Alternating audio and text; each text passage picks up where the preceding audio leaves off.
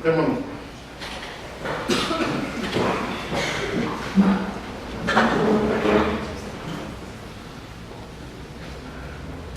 Muy buenos días. Se abre la audiencia vista pública señalada dentro del expediente 290-2013, formado por inconstitucionalidad de ley de carácter general parcial, promovida por A. Cámara del Agro a través del presidente y representante legal José Santiago Molina Morán, y B. Cámara de Comercio de Guatemala por medio del presidente de la Junta Directiva Jorge Eduardo Ruiz Aguilarech, y pugna del decreto 4-2012 del Congreso de la República de Guatemala,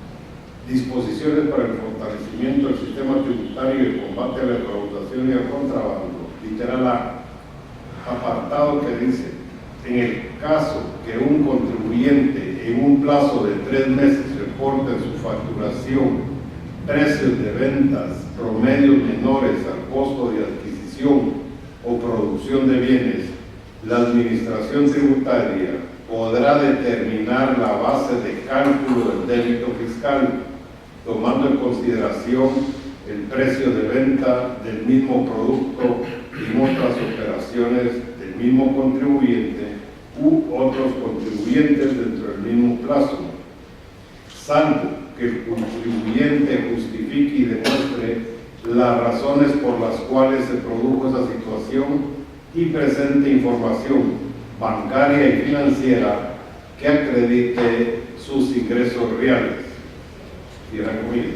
Contenido en el artículo 7 y B, literalmente, el artículo 38 de la misma ley. A continuación, la Secretaria General ad interim dará lectura a lo conducente de la inconstitucionalidad planteada y hará las advertencias reglamentarias para la vista.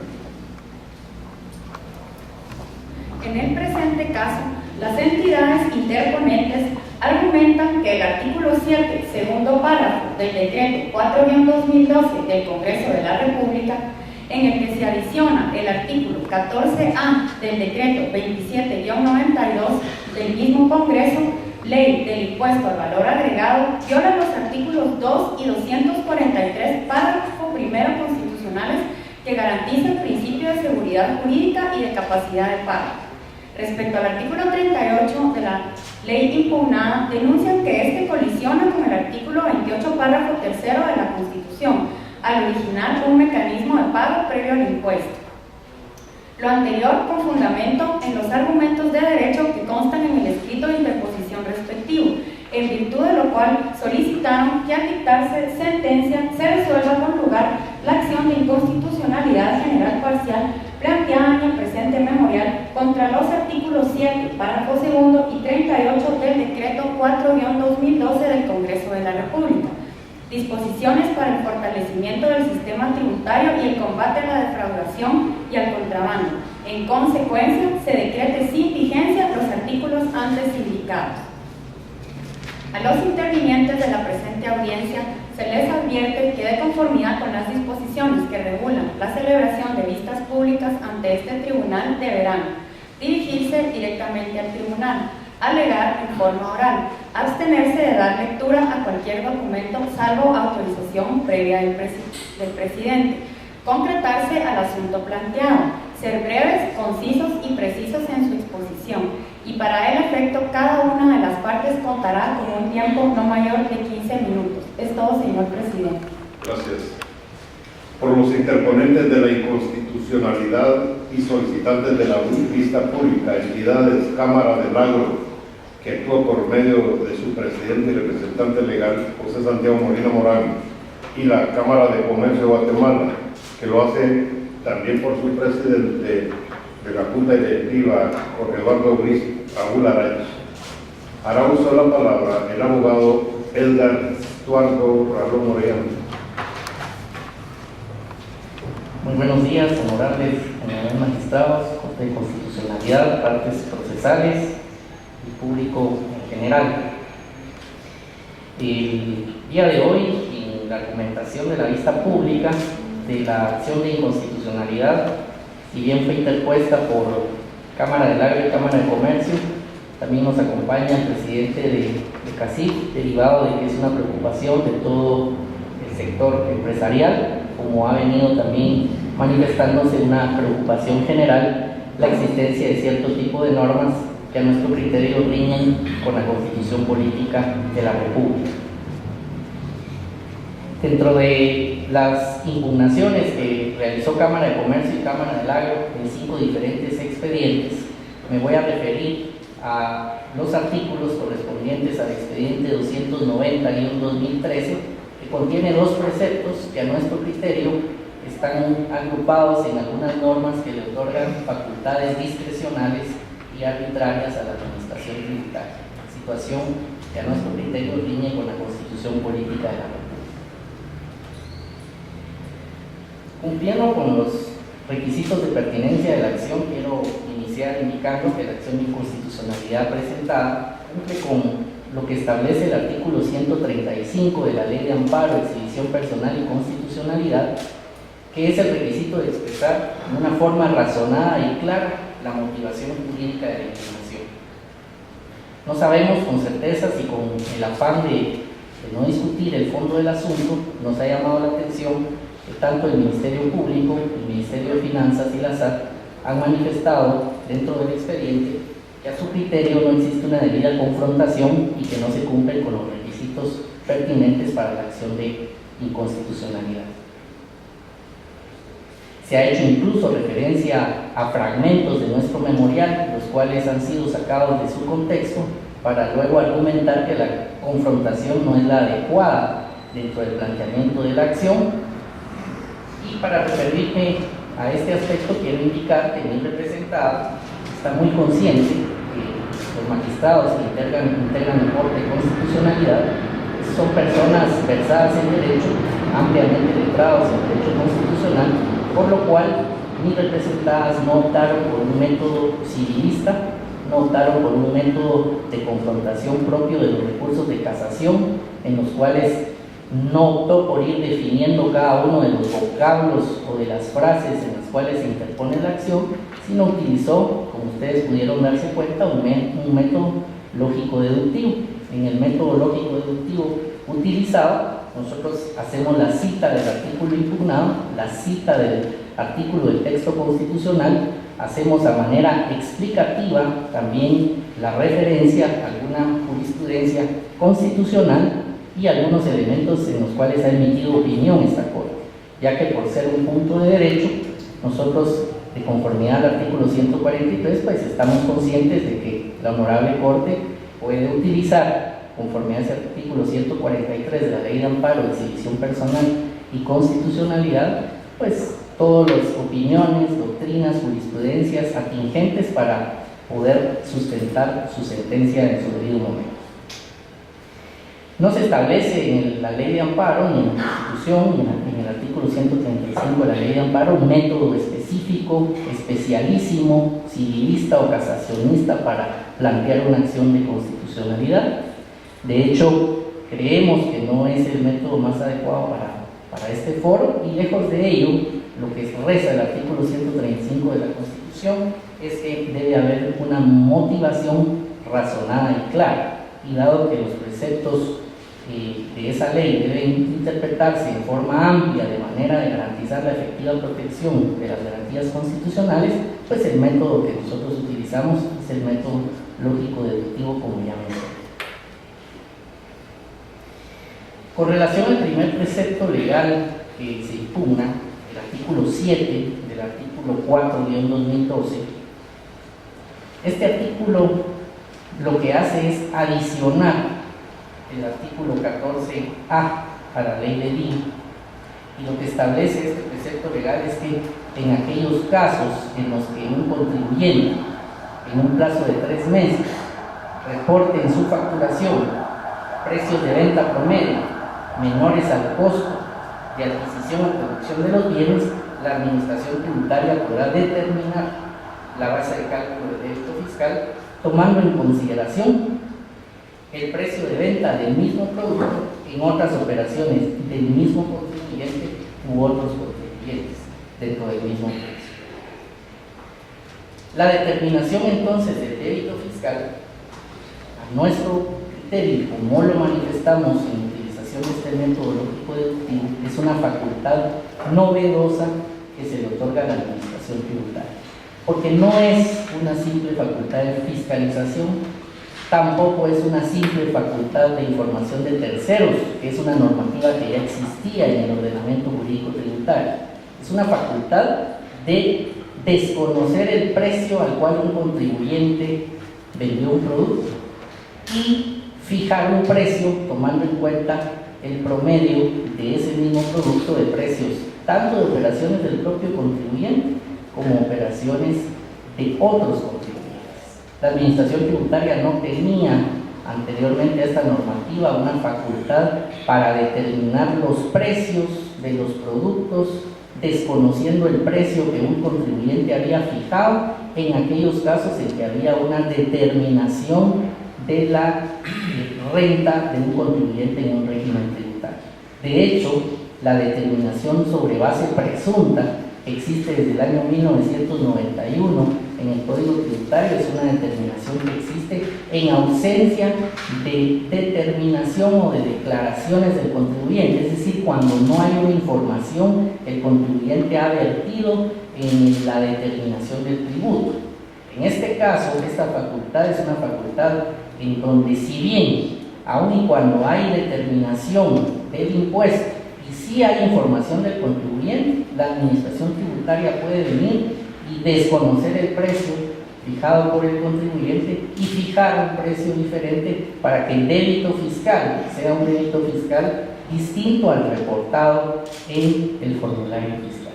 Es un precio tributario, por llamarlo de alguna manera, porque es una determinación del débito fiscal distinta al que soporta en el documento de facturación del contribuyente. Y si bien en forma posterior se le permite al contribuyente presentar información bancaria, información contable para desvirtuar este débito fiscal nuevo que la SAT ha impuesto ignorando los documentos, pues ya ha ejercido la administración tributaria una facultad discrecional que antes no tenía. Dentro de la argumentación, la SAT en su memorial argumenta que la facultad que se está impugnando no tiene nada de novedoso, porque ya hay en la normativa jurídica artículos como el artículo 30, el artículo 98, el artículo 107, el artículo 145 de la normativa tributaria y de facultades del Código Tributario que permiten la fiscalización y la obtención de información de terceros. Entonces no tiene nada nuevo este artículo que se está adicionando.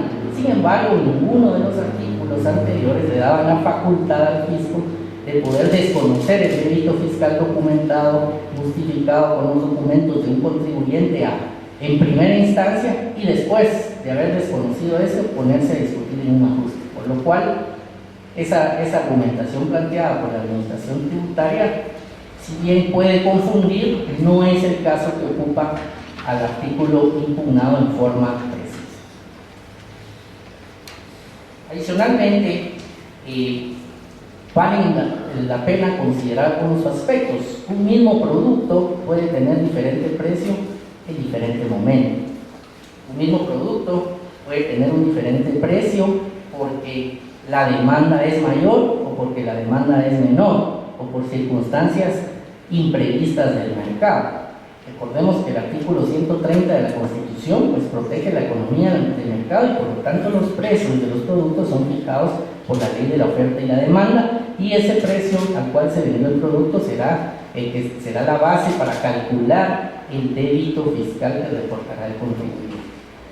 Si no está de acuerdo la administración tributaria con ese valor, tiene múltiple normativa, que no es esta nueva de desconocer en primera instancia ese precio o ese débito fiscal fijado, y por lo tanto la norma impugnada no generaría ningún caos o agujero fiscal, sino habría herramienta jurídica, como bien se mencionó, de la administración tributaria para poder pedir información de terceros, para poder realizar fiscalización de documentos a detalle, y si no está de acuerdo, pues formular un ajuste que se empiece a discutir de manera normal, pero no habiendo desconocido en primera instancia el débito fiscal como lo establece este artículo. Razón por la cual nosotros hacemos una explicación de estos aspectos en el memorial y consideramos que este artículo lesiona pues, el artículo 2 de seguridad y certeza jurídica, porque lo que causa es falta de seguridad y falta de certeza jurídica, y puede lesionar la capacidad de pago del contribuyente, porque se está dando una facultad que no atiende a la realidad contributiva de este contribuyente, sino a una comparación con otras operaciones del mismo o de otros contribuyentes. Este riesgo, la Honorable Corte lo vio al momento de conocer en primera instancia la acción de amparo, y en forma acertada suspendió una frase de este artículo. Está suspendida la comparación a otros contribuyentes. Sin embargo, la facultad por sí misma, el párrafo completo impugnado a nuestro criterio, es algo que lesiona la Constitución, porque contraría ese principio de velar porque haya certeza jurídica, ya que estaríamos ante la posibilidad de discrecionalidad o arbitrariedad de que se pueda comparar con operaciones realizadas en otro tiempo del mismo contribuyente, o incluso de no confirmarse la suspensión provisional, compararse con otro contribuyente, sin que la norma diga qué parámetros objetivos. No dice si deben ser del mismo tamaño los contribuyentes, del mismo mercado, de la misma área geográfica. O sea, es simplemente una referencia bastante imprecisa y peligrosa. No estamos pidiendo ahí en uno de los memoriales, dentro de esa argumentación de que no hay una confrontación civilista y casacionista, en una forma un tanto atrevida, se menciona de que nosotros los interponentes pretendemos que la Honorable Corte adivine cuáles son las preocupaciones y las argumentaciones de nuestra acción de inconstitucionalidad.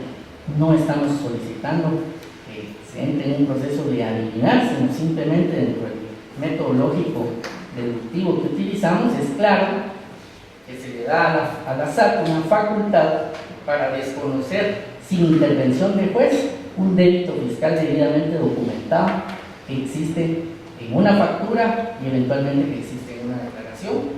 Se faculta con esa norma a un ente gubernamental a fijar un débito fiscal utilizando una comparación sin que se precise cuáles son los parámetros objetivos para hacer esa comparación. No se indica ese método de comparación bajo qué rangos o parámetros podrían estar para no lesionar la realidad contributiva de un contribuyente que esté en el interior del país, que esté en un municipio, o que esté en una cabecera departamental, o que esté en la zona 14 o en la zona 10. Es decir, es una norma que no hace una diferenciación de la realidad contributiva de cada contribuyente. Y claramente esta imprecisión y discrecionalidad atentan la certeza y la seguridad jurídica, razón por la cual solicitamos respetuosamente que en su momento se expulse del ordenamiento jurídico el párrafo impugnado. Y el segundo artículo que contiene este expediente, el cual estamos impugnando, es el artículo 38 del decreto 4-2013. Este artículo 38 adiciona también una nueva norma, adiciona la norma 57A, que tiene un concepto de la solvencia fiscal. Estamos argumentando en contra de la solvencia fiscal, no el momento, se argumenta en los memoriales por parte de las contrapartes, la SAT, Finanzas, el Ministerio Público, de que no se lesiona el principio solve et repete, que nosotros argumentamos, porque primero se debe hacer el pago y después viene la emisión de la solvencia, y que en ningún momento es un requisito previo para realizar un pago de tributos la impugnación de la solvencia fiscal. Utilizando el método lógico deductivo, nosotros incluso ponemos algunos ejemplos y nos estamos refiriendo al momento, no al momento de la emisión de la solvencia originaria, nos estamos poniendo en el momento futuro en el que se me requiera la solvencia fiscal para realizar un acto jurídico, para realizar una gestión o para realizar un pago de impuestos, o inclusive que pueda llegar a ser una sanción sin que yo tenga la posibilidad de haber impugnado el que se me esté paralizando mis actividades. Es decir, la solvencia fiscal puede convertirse en un instrumento a futuro, en un requisito sin el cual yo no lo presento, entonces no puedo actuar. Y pusimos algunos ejemplos en el memorial. Uno de ellos está en la nueva está en el mismo decreto 4/2012, donde para hacer un pago directo al fisco, si yo no quiero que me retengan, decía esta norma, si no quiero hacer un pago directo, debo de pedir autorización, pero solo puedo pedir autorización si tengo la solvencia fiscal. Es decir, la misma norma tributaria ya tenía como un requisito específico para esa gestión tener la solvencia, de lo contrario no podría pedir esa autorización de pago directo. En la ley del IVA, al día de hoy, si yo quiero ser un productor agrícola autorizado, no puedo pedir mi autorización de productor agrícola autorizado si no acompaño a mi solicitud los requisitos, siendo uno de ellos presentar la solvencia fiscal. Es decir, se me pide como requisito previo a una gestión o acto jurídico tributario la solvencia fiscal. Y el ejemplo más grave es que el texto de la norma dice de que no podrá cumplir una función aduanera o tributaria como auxiliar aquel que no tenga solvencia fiscal. Y un ejemplo de un auxiliar de la función tributaria es el agente de percepción del IVA. Todas las empresas son agentes de percepción del IVA y auxilian y apoyan al azar porque el IVA no es un pago directo. Ellos reciben ese IVA, lo perciben y luego lo tienen que enterar. Si yo no tengo una solvencia fiscal, yo no podría realizar mis actividades normales de emitir una factura conforme a la ley del IVA, percibir ese IVA y enterarlo al fisco. Por lo que en ese ejemplo se estaría afectando las operaciones comerciales y se estaría pidiendo un requisito previo a enterar ese pago del impuesto al fisco, porque no podría percibir ese IVA y enterarlo al fisco, lo cual sería equivalente a una sanción de no poder operar sin que yo haya tenido la oportunidad de impugnar ante un juez o una autoridad administrativa. En la parte final del método lógico deductivo que utilizamos, llegamos a la conclusión y a ese extremo de que incluso para poder impugnar en la fase administrativa y judicial podría haberme impedido, porque eventualmente se me dejó inhabilitado como agente de auxiliar, de apoyo, de percepción de impuestos, sin haber tenido el derecho a impugnar. Nuestro fragmento final es sacado de contexto y en la argumentación de la SAT se dice que no hemos entendido correctamente el concepto y que no tiene nada que ver la solvencia fiscal con la impugnación de resoluciones administrativas y judiciales. Y a eso me refiero, de que se sacan de contexto párrafos que están con un silogismo lógico deductivo bien planteado.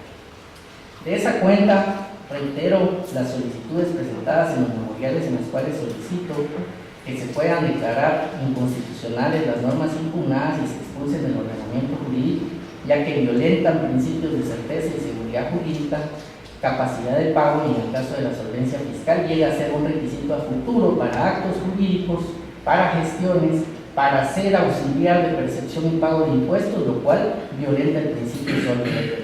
Muchas gracias. Se le concede el uso de la palabra en tiempo compartido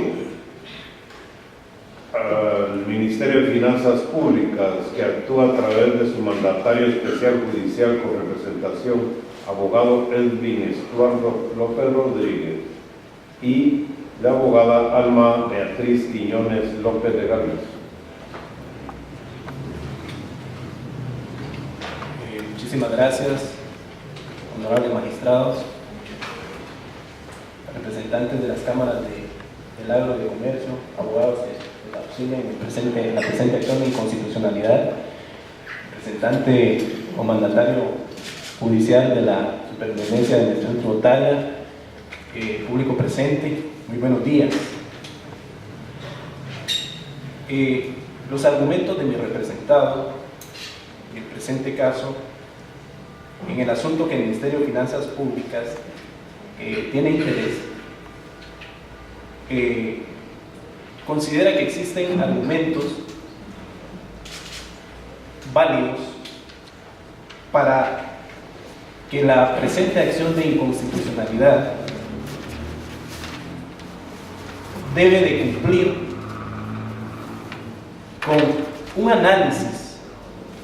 La acción de inconstitucionalidad requiere una técnica jurídica para que sea resuelta como un punto de derecho. Ese punto de derecho que lo va a llevar a un análisis abstracto de la norma constitucional. Y ese análisis abstracto no es cuestión o argumentos de casación de tipo civil como lo manifiesta la interponente o las interponentes en este caso. Estamos ante un caso concreto, estamos ante un caso de acción de inconstitucionalidad por la cual en múltiples ocasiones esta honorable Corte de Constitucionalidad ha manifestado que debe hacerse un examen donde exista argumentación, un examen donde exista un razonamiento, que exista una claridad, un examen donde tenga esa profundidad de análisis de la norma constitucional. Los argumentos de la interponente son repetitivos y son cosas fácticas, cuestiones fácticas dentro de su memorial. Es importante que exista esa argumentación, que exista esa profundización y ese razonamiento como lo establece el artículo 267 que establece el control constitucional. Ese control constitucional que refleja, que necesita que entre a ese análisis de profundización, de razonamientos, de personas especialistas, no solo en materia tributaria, sino en derecho constitucional, en procesal constitucional. Ese análisis abstracto que es indispensable que la Honorable Corte de Constitucionalidad haga, no es por capricho de mi representado, sino que así lo ha manifestado la Honorable Corte. Existe incongruencia, existe la interponente, como las interponentes, en este caso, la Cámara de Comercio, la Cámara de Agro, en su memorial de petición solicita que la acción de inconstitucionalidad contra los artículos 7, párrafo segundo y 38 del decreto 4 de 2012 del Congreso de la República, disposiciones para el fortalecimiento del sistema tributario y combate a la defraudación y contrabando,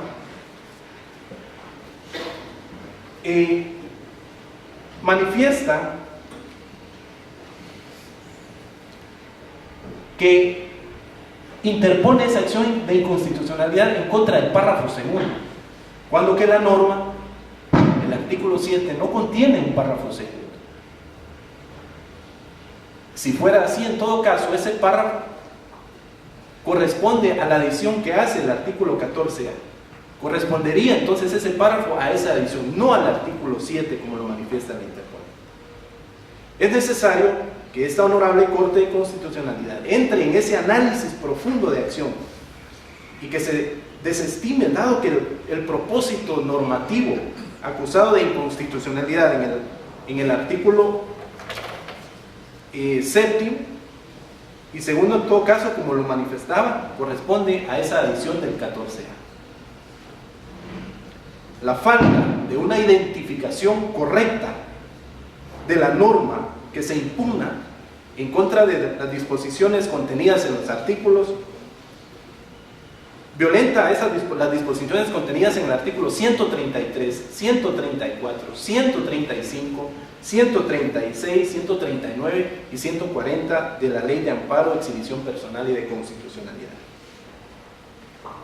Así también violenta el auto acordado del 4-89 de la Corte de Constitucionalidad, que establece las disposiciones reglamentarias y complementarias.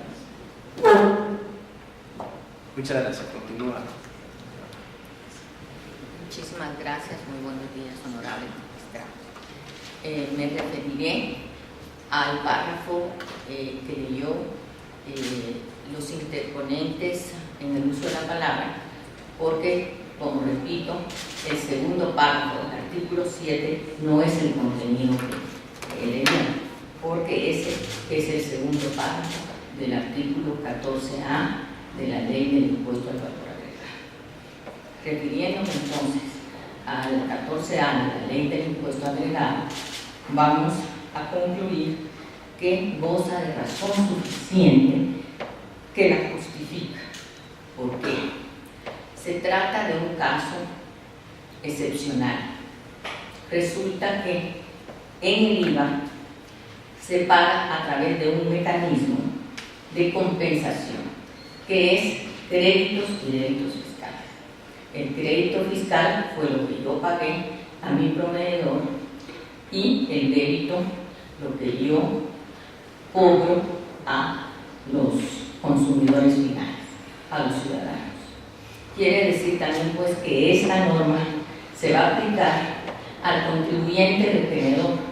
En el IVA es un caso muy especial, no es como el impuesto sobre la renta, que el contribuyente es quien retiene a quien de veras sufre la incidencia del pago del IVA. ¿Qué pasa? Durante 3 meses seguidos y en un mismo lazo, por eso no comparto la afirmación del licenciado Jalón en cuanto que dice que puede ser de otro tiempo, no. Es muy claro cuando dice en un mismo plazo. ¿Qué resulta? Que yo vendo a menos del costo. Yo, contribuyente de IVA, yo, comerciante, vendo durante 3 meses seguidos, continuos, a menos del costo. ¿Qué significa? Que únicamente tengo crédito fiscal en contra del Estado. ¿Por qué? Porque yo descuento con el mecanismo este del IVA, yo descuento el IVA que yo pagué cuando adquirí el producto o el servicio. Y nunca voy a poder compensar, porque si vendo menos del costo, por ejemplo, yo que pudiera vender a 100 y me costó 200, definitivamente mi crédito fiscal siempre va a ser mayor y no voy a pagarle nada al fisco. De esa cuenta, haciendo un análisis jurídico, y cuando yo leo la norma, dice así: podrá determinar la base del cálculo del débito, tomando en consideración, señores, desde que se crearon los impuestos, siempre hay una norma para verificar, controlar su cumplimiento. En este caso, se magnifica porque es una obligación constitucional, la única obligación económica constitucional unilateral de contenido económico, que está en el 135 literal D de la Constitución. Por lo mismo, para que se pueda realizar el bien común, también tiene sus salvaguardas en la misma obligación tributaria contenida en el 135 constitucional, y siempre, cada ley específica, el Código Tributario, que está vigente desde 1991, todo su texto se relaciona con el cumplimiento de la obligación tributaria. Señores, la administración no es que ella pueda verificar y controlar. Dice el 19 y el 98 del Código Tributario que tiene la obligación de ver y fiscalizar su pago. Pero, ¿qué sucede? ¿En qué etapa lo hace? En Guatemala optamos por la autodeclaración. Yo hago mi declaración de impuestos sobre la renta, el comerciante hace sus declaraciones de IVA.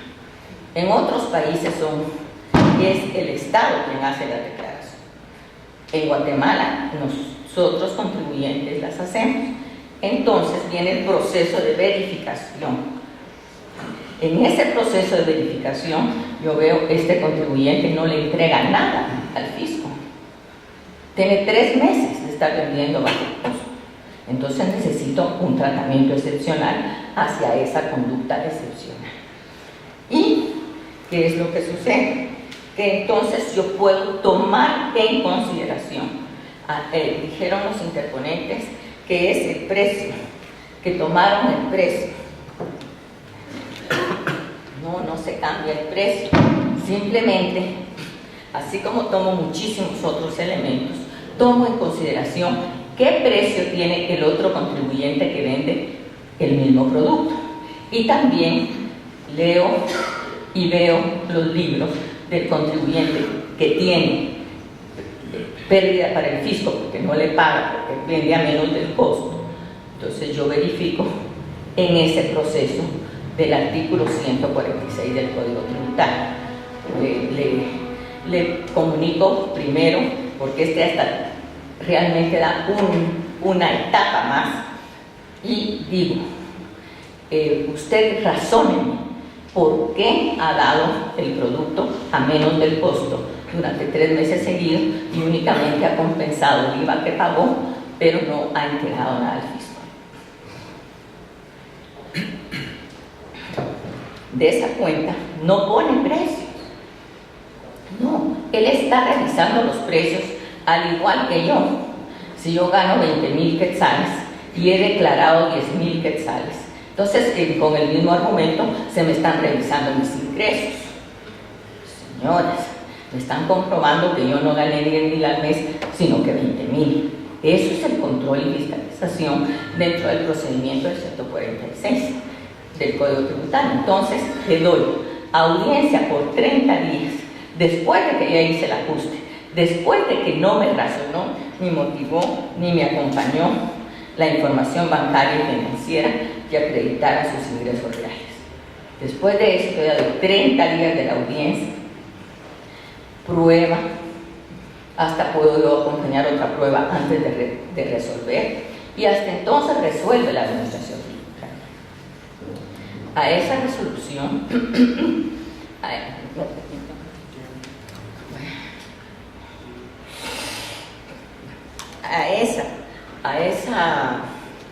a esa resolución la impugno con revocatoria, no se acoge el recurso en la misma administración, interpongo contencioso administrativo para el control jurisdiccional, luego casación, amparos, etc. O sea, está muy garantizada esta norma. Y como repito, esa obligación unilateral económica es tratada por el objeto que viene a cubrir su cumplimiento, que se garantiza de tal manera que el 24 constitucional, por ejemplo, cuando habla de la inviolabilidad de correspondencia, documentos y libros, permite, ahí está la excepción, de revisar los libros, documentos y archivos que se relacionen con el pago de los impuestos. Ahí es el tratamiento. ¿Por qué? Por el fin que tiene Supremo de conservar el sistema democrático y la consecución del bien. En eso me referí al respecto del 14A de la ley del IVA. Hay otro artículo que es el de la solvencia fiscal. En este de la solvencia fiscal fue impugnada o atacada la norma exclusivamente porque atenta según criterio de los accionantes, atenta contra el principio solve et repete de la Constitución.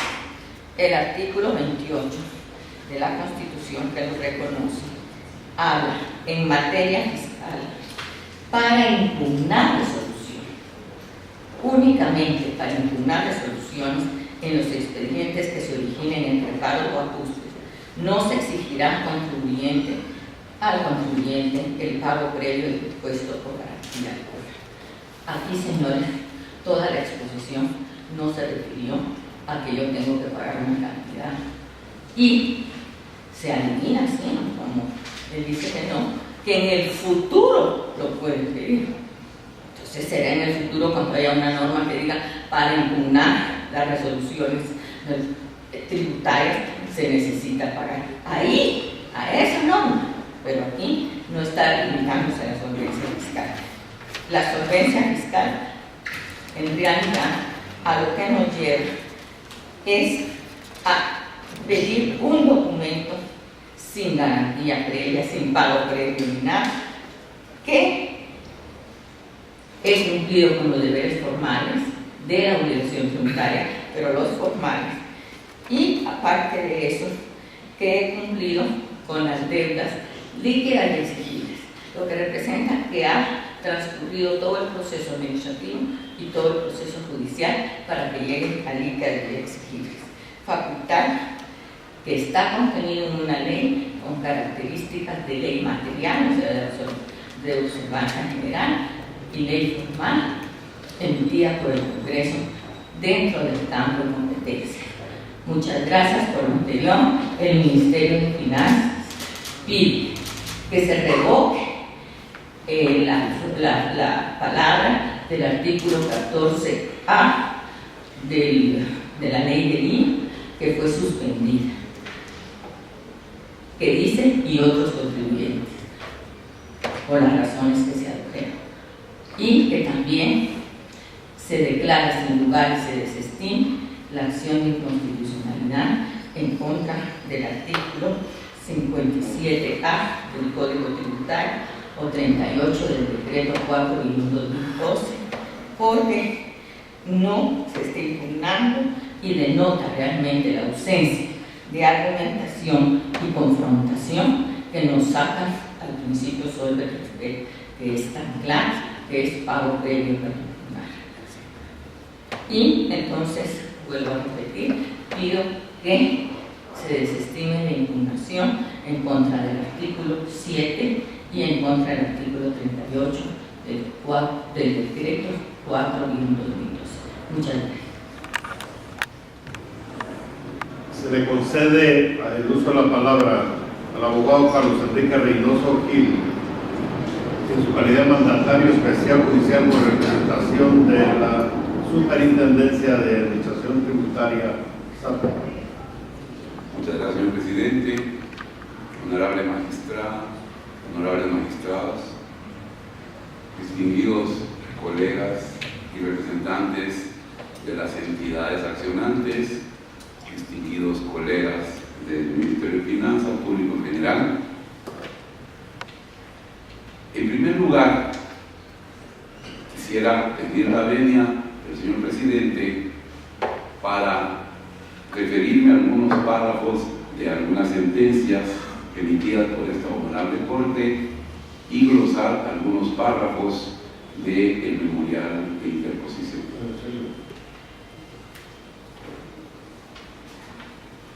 Ha dicho la Corte de Constitucionalidad que no es un poder político y de ahí que no le sea permitido sustituir al Congreso de la República en la oportunidad de emisión de una ley, sino que la labor de la Corte debe circunscribirse a determinar si la ley objetada de inconstitucionalidad violenta o no el texto constitucional.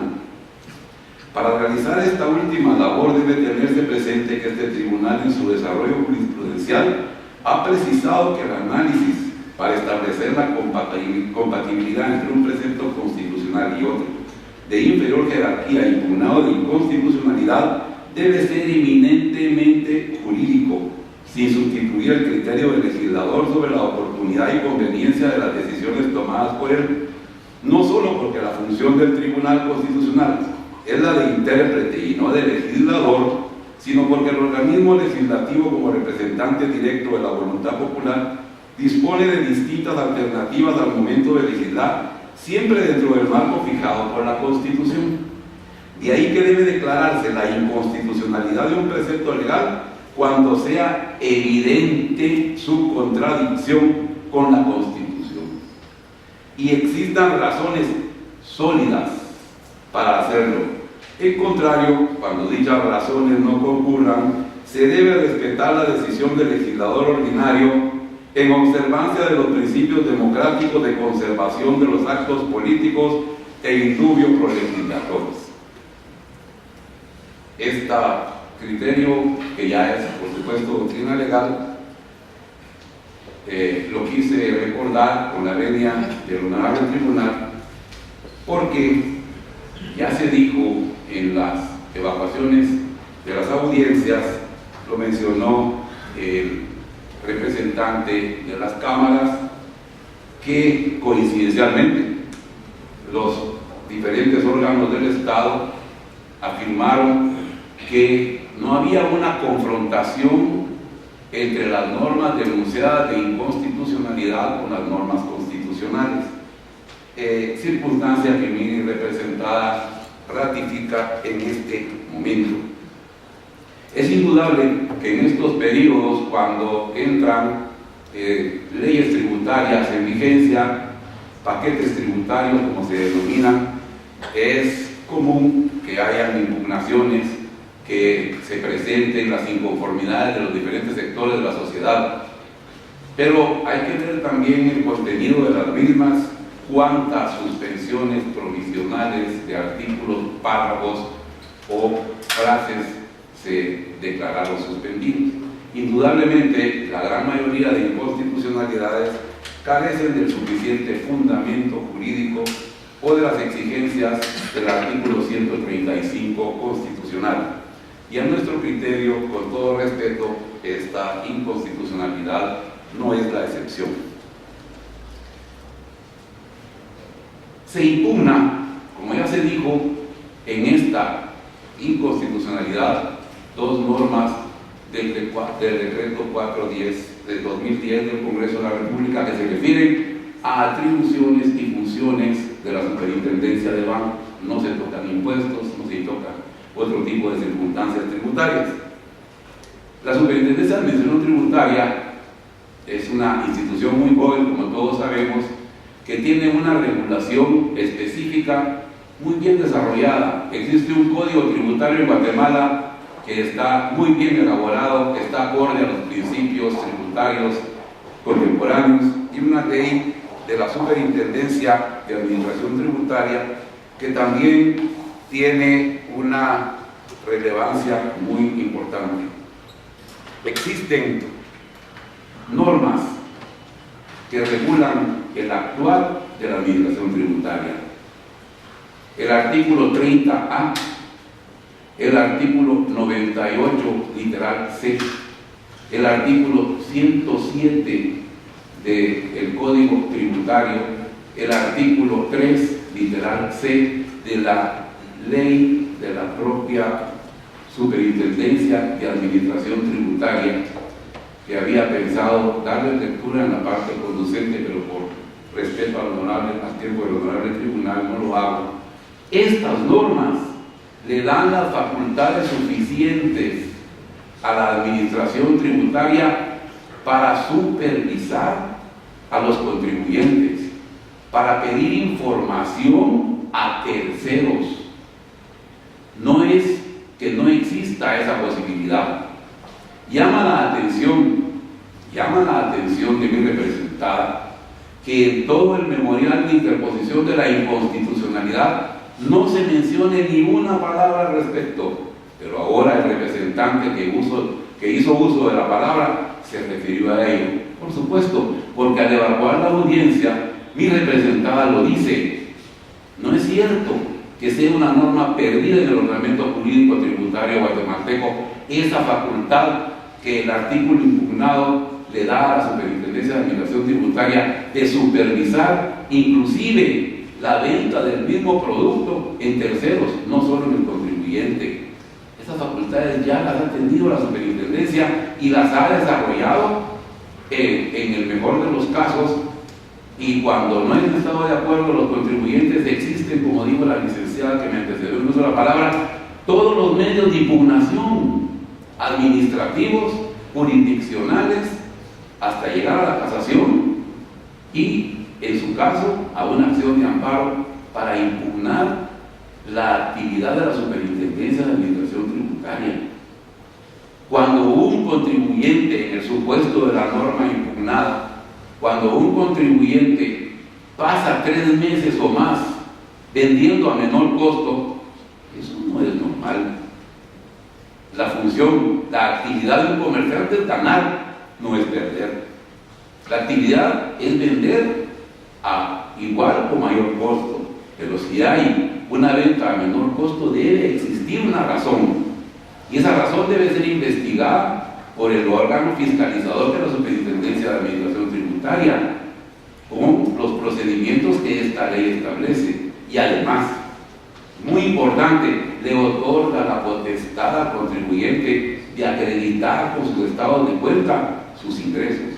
Es decir, se va a fiscalizar conforme a la ley una actividad que no es normal, entre comillas, dentro de la actividad comercial. Quiero referirme directamente a lo que se argumenta con relación a esta inconstitucionalidad, aunque se diga que se sacó del contexto.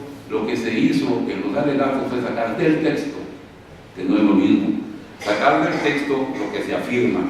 Y cuando se está hablando de que se viola el artículo 2 constitucional por el 14A de la ley del impuesto al valor agregado, dice: empero como puede determinar la honorable Corte, la determinación presunta del débito fiscal queda sujeto al arbitrio y decisión de la administración tributaria, quien en uso de la presente disposición puede tomar el precio de venta del producto en cualquier otra operación del contribuyente, no la misma operación que generó el reporte para la administración tributaria, generando incertidumbre y oscuridad en la normativa.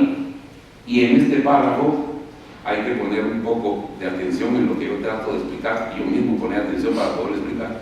Además, esto igualmente grave, dice: la administración tributaria puede tomar en consideración el precio de venta del mismo producto realizado por otros contribuyentes dentro del mismo plazo.